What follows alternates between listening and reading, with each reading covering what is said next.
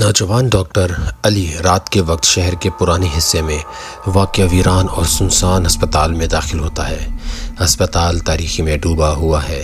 زنگ آلود راہداریوں، ٹوٹی ہوئی کھڑکیوں اور ہوا میں خوف کا عالم ہے۔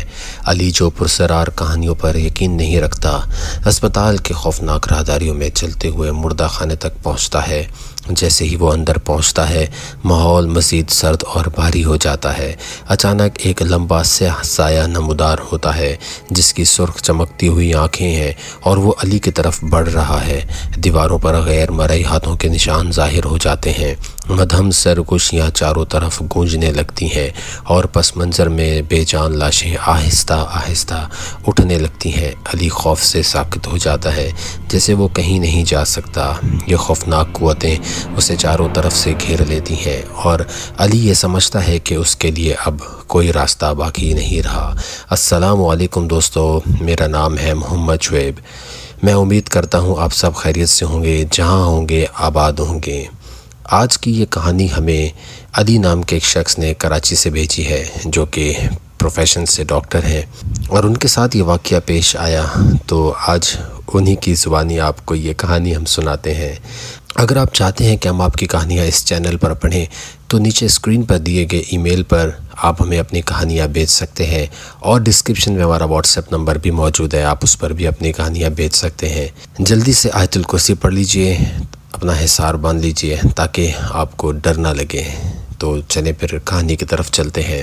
شہر کے پرانے حصے میں ایک ویران اور سنسان ہسپتال تھا، جس کے بارے میں ہر کوئی کہتا تھا کہ وہاں جنات کا سایہ ہے۔ برسوں سے بند پڑا یہ ہسپتال لوگوں کے لیے ہمیشہ خوف اور دہشت کی علامت رہا ہے۔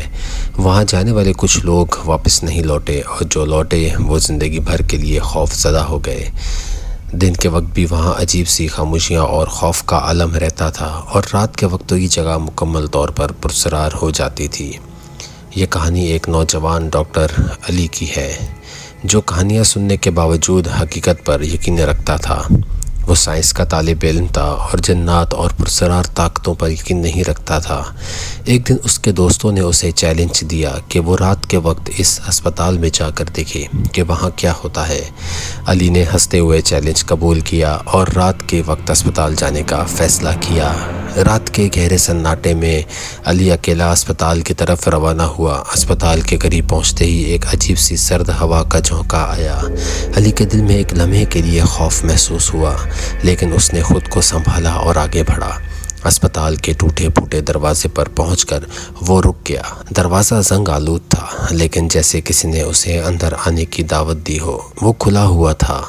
ہسپتال کے اندر قدم رکھتے ہی علی کو ہر طرف زنگ آلود دیواریں اور ٹوٹی ہوئی کھڑکیاں نظر آئیں۔ راہداریوں میں گہرا اندھیرا اور غیر فطری خاموشی تھی، جو علی کے اندر خوف پیدا کرنے لگی۔ اسے ایسا محسوس ہو رہا تھا کہ کوئی اسے دیکھ رہا ہے، جیسے بہت سی آنکھیں اندھیرے میں چھپی ہوئی ہیں۔ کمرے ایک کے بعد ایک خالی تھے، لیکن جب وہ مردہ خانے کے قریب پہنچا تو ہوا میں عجیب سی ٹھنڈک بڑھ گئی۔ اچانک سے دور سے ایک سرگوشی کی آواز سنائی دی۔ آواز مدھم تھی، جیسے کوئی کسی دوسری دنیا سے اسے پکار رہا ہو۔ وہ حیران ہوا، لیکن ہمت کر کے مردہ خانے کے دروازے کی طرف بڑھا۔ دروازہ خود بخود کھل گیا اور علی نے دیکھا کہ مردہ خانے کے اندر ٹھنڈی ہوا کی لہر دوڑ رہی ہے۔ اس نے ٹارچ کی روشنی اندر پھینکی، لیکن کمرے کے ایک کونے میں اسے ایک سایہ حرکت کرتا ہوا دکھائی دیا۔ وہ سایہ تیزی سے غائب ہو گیا، لیکن علی کو اپنی جگہ ساکت کر گیا۔ وہ خود کو تسلی دے رہا تھا کہ بس یہ اس کا وہم ہے۔ اچانک کمرے کی روشنی چپکنے لگی اور دروازے زوردار آواز کے ساتھ خود بخود بند ہو گئے۔ علی نے فوراً باہر نکلنے کی کوشش کی، لیکن جیسے دروازے پر کوئی غیر مرئی طاقت ہو جو اسے اندر بند رکھے ہوئے ہو۔ کمرے کی فضا بھاری اور غیر معمولی طور پر دباؤ ڈالنے لگی۔ پیچھے سے ایک ہلکی سی سانس کی آواز آئی۔ علی نے مڑ کر دیکھا تو اس کے سامنے ایک طویل قیامت سیاہ سایہ کھڑا ہوا تھا۔ اس کی آنکھیں سرخ انگاروں کی طرح چمک رہی تھیں اور اس کے وجود سے خوفناک سردی کی لہر اٹھ رہی تھی۔ وہ سایہ آہستہ آہستہ علی کی طرف بڑھنے لگا۔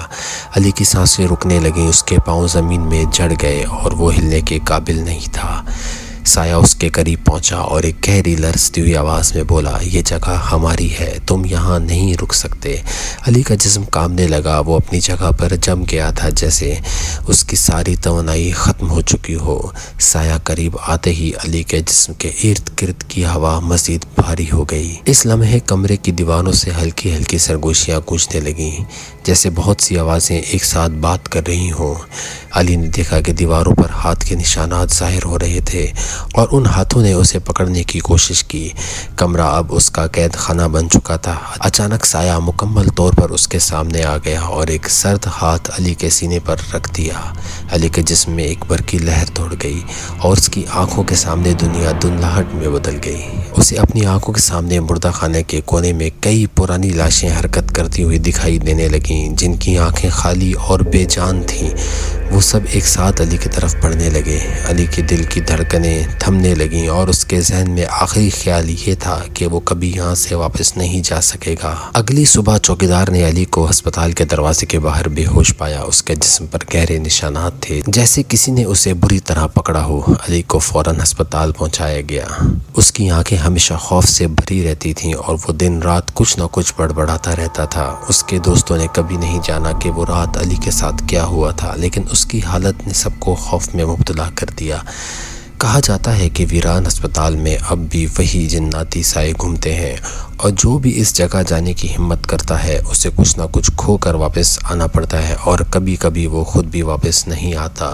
یہاں جانے والے اکثر کہتے ہیں کہ رات کے وقت مردہ خانے کے دروازے کے پیچھے سے وہی سرگوشیاں سنائی دیتی ہیں اور علی کی چیخوں کی بازگشت ابھی بھی وہاں گونجتی ہے۔ ناظرین، میں امید کرتا ہوں یہ کہانی آپ کو بہت اچھی لگی ہوگی۔ اگر آپ بھی چاہتے ہیں کہ ہم آپ کی بھیجی ہوئی کہانی اپنے اس چینل پر پڑھیں تو آپ ہمیں ای میل کر سکتے ہیں اور ہمارا نمبر ڈسکرپشن میں موجود ہے، آپ اس پر واٹس ایپ بھی کر سکتے ہیں۔ میں ملتا ہوں آپ سے نیکسٹ کسی ویڈیو میں۔ آپ جہاں رہیں خوش رہیں، آباد رہیں۔ اللہ حافظ۔